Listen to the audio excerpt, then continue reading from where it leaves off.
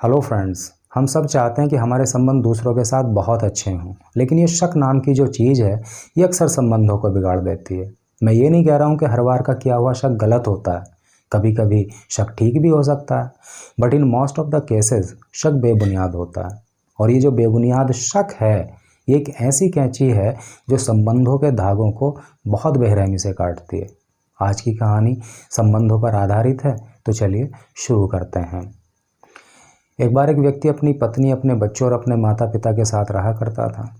ना वो बहुत ज़्यादा गरीब था ना अमीर था, कुल मिलाकर नॉर्मली उसका जीवन यापन होता था। एक दिन ऐसा हुआ कि अचानक उसको हार्ट अटैक आ गया और उसकी वजह से उसकी मृत्यु हो गई। उसकी मौत के बाद तो उसके परिवार पर मानो मुसीबतों का पहाड़ टूट पड़ा, क्योंकि उसके घर में तो कोई कमाने वाला भी नहीं था। उसका जो बड़ा बेटा था वो भी हार्डली 14-15 साल का था। अब 1-2 साल गुजरा, घर की जो जमा पूंजी थी, जो पैसे इकट्ठे किए हुए थे, धीरे धीरे वो भी समाप्त हो गए। अब तो घर के हालात और भी ख़राब हो गए।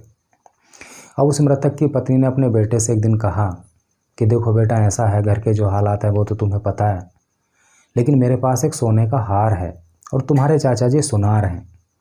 तुम ऐसा करो कि इस हार को उनकी ज्वेलरी शॉप पर ले जाओ और इसको बेच देना, और उससे जो कुछ पैसे मिलेंगे तो हमारा और आगे 1-2 साल का खर्चा चल जाएगा। उसके बाद तुम बड़े हो जाओगे तो अपना कोई काम धंधा कर लेना। अब उस लड़के ने वो हार लिया और अपने चाचा की ज्वेलरी शॉप पर पहुंच गया। अपने चाचा से कहने लगा कि चाचा जी, आपको तो पता है कि हमारे घर के हालात कितने ख़राब हैं, अब तो खाने तक की प्रॉब्लम है।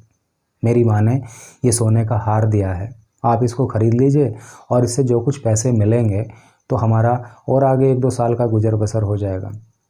तो उसके चाचा ने वो हार देखा और कहने लगे कि देखो बेटा, ऐसा है, अभी तो सोने का भाव सस्ता चल रहा है, मार्केट में मंदी है। अगर तुम अभी इस हार को बेचोगे तो तुम्हें ज़्यादा पैसे नहीं मिलेंगे। तुम अभी थोड़ा रुक जाओ, जैसे ही सोने का भाव महंगा होगा, मार्केट में तेज़ी आएगी, तब तुम इस हार को बेचना तो तुम्हें काफ़ी अच्छे पैसे मिल सकते हैं।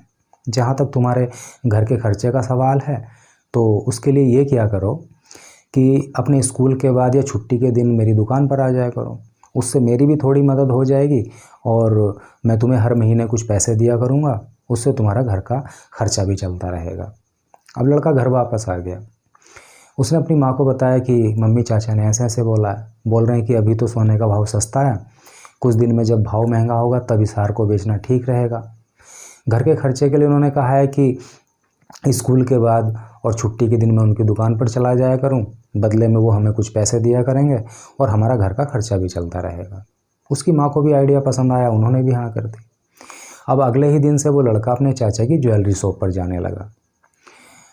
जब उस लड़के को शॉप पर जाते जाते 1 साल से भी अधिक हो गया और उसके चाचा को ये कन्फर्म हो गया कि अब इस लड़के को सोने चांदी की, हीरे जवाहरात की अच्छे से परख हो गई है, क्योंकि कहते हैं ना कि हर पीली चीज़ सोना नहीं होती, और उसको ज्वेलरी शॉप चलाने का अनुभव भी हो गया। तब एक दिन उसके चाचा ने उससे कहा कि देखो बेटा, अब सोने का जो भाव है वो काफ़ी महंगा है, उस हार को बेचने का अब सही समय है, तुम कल उस हार को ले आना और अब उसको बेच देना।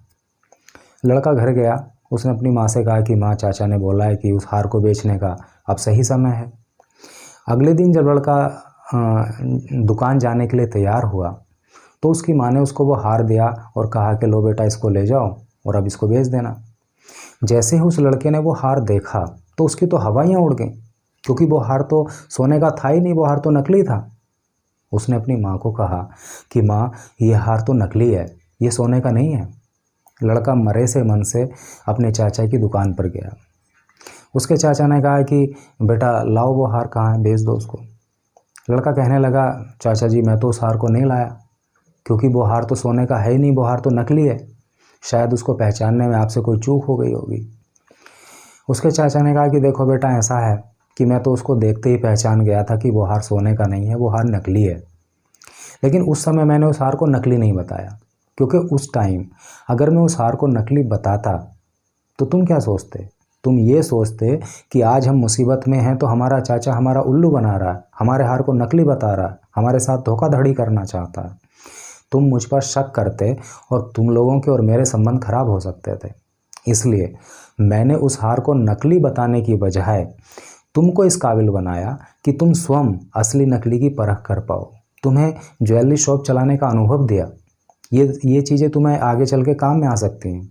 और साथ ही तुम्हारे घर के खर्चे को चलाने में मैंने तुम्हारी मदद की। अपने चाचा की ये बातें सुनकर उस लड़के की आंखों में आंसू आ गए, क्योंकि उनके ऊपर उनके चाचा के बहुत एहसान थे। उसने अपने चाचा का धन्यवाद किया और आगे लगातार दुकान पर जाना जारी रखा। तो दोस्तों, हम कह सकते हैं कि संबंध बनाने में तो समय लगता है, लेकिन संबंध बिगड़ने में देर नहीं लगती। और ये जो बेबुनियाद शक है, ये तो हमेशा संबंधों को बिगाड़ता है। इसलिए कभी बेबुनियाद शक मत करना। अगर वाकई कोई शक करने जैसी बात हो तो उसका स्टेप बाय स्टेप पता निकालना और फिर उसका कोई सकारात्मक समाधान करने की कोशिश करना, क्योंकि संबंध अनमोल होते हैं। तो यही थी आज की कहानी। आई होप आपको पसंद आई होगी। अगर कहानी आपको पसंद आई हो तो वीडियो को लाइक और चैनल को सब्सक्राइब कर दीजिए। वीडियो देखने के लिए थैंक यू सो मच।